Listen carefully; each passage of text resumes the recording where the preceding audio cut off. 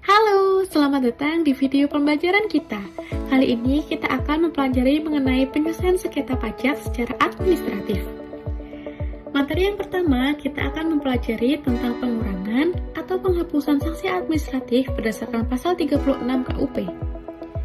Pasal 36 UKUP ini memberikan kewenangan kepada Direktur Jenderal Pajak untuk mengurangi atau menghapuskan sanksi administrasi, mengurangi atau membatalkan surat ketetapan pajak atau STP yang tidak benar. Lalu, kapan sih pasal 36 ini dianggap lebih efisien daripada pengajuan keberatan?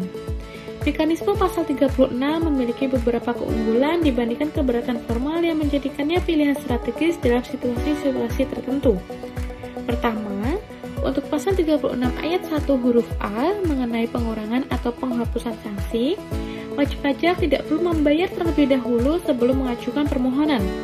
Hal ini berbeda dengan keberatan yang masyarakat wajib pajak harus melunasi pajak minimal yang disetujui dalam closing conference. Kedua, pasal 36 ayat 1 huruf B mengenai pengurangan atau pembatalan SKP tidak memiliki resiko sanksi tambahan 30% sebagaimana keberatan yang ditolak. Dan yang terakhir, prosedur pasal 36 lebih sederhana dan tidak memerlukan argumentasi hukum yang sekompleks keberatan. Selanjutnya, materi tentang keberatan pada pasal 25 UU KUP. Yang pertama, syarat formal keberatan yang bersifat mutlak. Keberatan merupakan upaya hukum administratif yang paling umum digunakan oleh wajib pajak untuk menyanggah SKP atau pemotongan atau pemungutan pajak oleh pihak ketiga. Pasal 25 UU KUP mengatur syarat-syarat formal yang bersifat mutlak. Apabila dilanggar, keberatan dianggap tidak diajukan, bukan ditolak, tetapi dianggap tidak pernah ada. Nah, berikut merupakan syarat formal untuk mengajukan keberatan. Ada 4 hal. Yang pertama, keberatan diajukan secara tertulis dalam bahasa Indonesia. Keberatan tidak dapat diajukan secara lisan atau dalam bahasa asing. Yang kedua, keberatan menyebutkan jumlah pajak yang terutang, jumlah pajak yang dipotong atau dipungut, atau jumlah rugi menurut perhitungan WP sendiri, disertai alasan-alasan yang menjadi dasar perhitungan.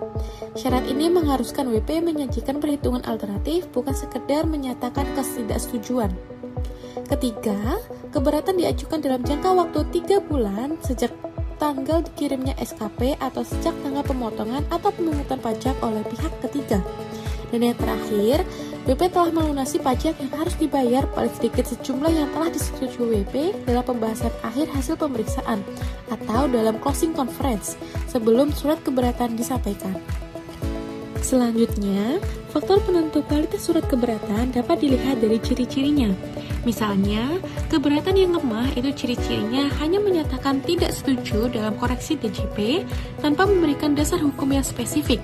Sebaliknya, keberatan yang kuat memiliki ciri-ciri dengan mencantumkan pasal regulasi yang dilanggar oleh DJP dalam melakukan koreksi, disertai analisis mengapa koreksi tidak tepat, dan menyajikan perhitungan pajak versi wajib pajak. Kemudian, pada proses pembahasan keberatan, DJP harus memproses dan memutuskan keberatan dalam jangka waktu 12 bulan sejak tanggal surat keberatan diterima. Apabila dalam 12 bulan DJP tidak memberikan keputusan, keberatan dianggap dikabulkan. Ketentuan ini memberikan kepastian hukum bagi wajib pajak. Materi yang berikutnya, kita akan membahas mengenai prosedur persetujuan bersama atau MAP.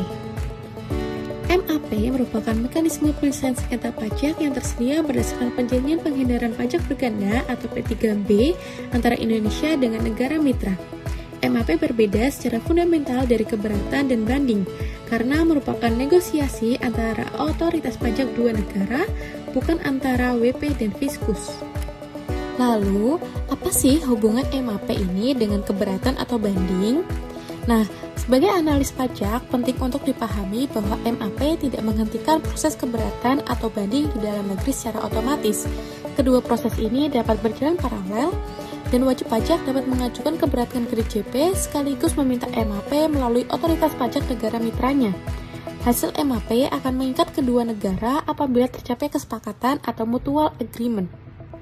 Nah, dalam kasus koreksi transfer pricing, MAP sangat relevan karena koreksi oleh DJP yang meningkatkan penghasilan di Indonesia perlu diimbangi oleh corresponding adjustment di negara mitra agar tidak terjadi pajak berganda. Tanpa MAP ini, wajib pajak atau grup multinasional akan menanggung pajak berganda yang sangat tidak wajar. Next, mengenai banding ke pengadilan pajak. Banding merupakan upaya hukum terhadap surat keputusan keberatan sehingga wajib pajak tidak dapat mengajukan banding atas SKP. Banding harus diajukan secara tertulis dalam bahasa Indonesia paling lambat 3 bulan sejak SK keberatan diterima.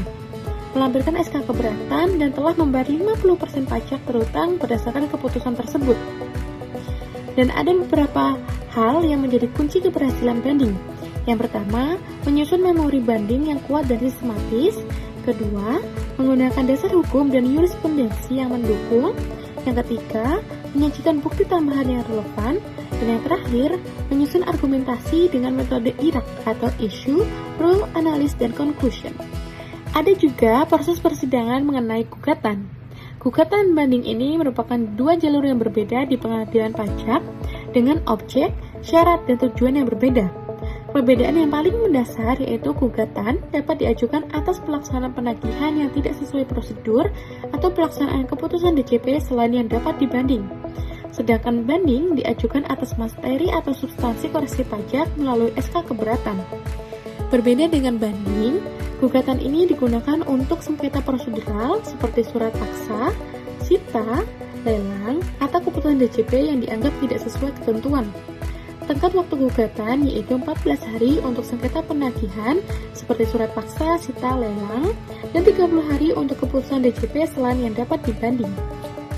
Dan yang terakhir, ada proses luar biasa yang hanya dapat diajukan atas alasan yang sangat terbatas atau limitatif, yaitu peninjauan kembali atau PK.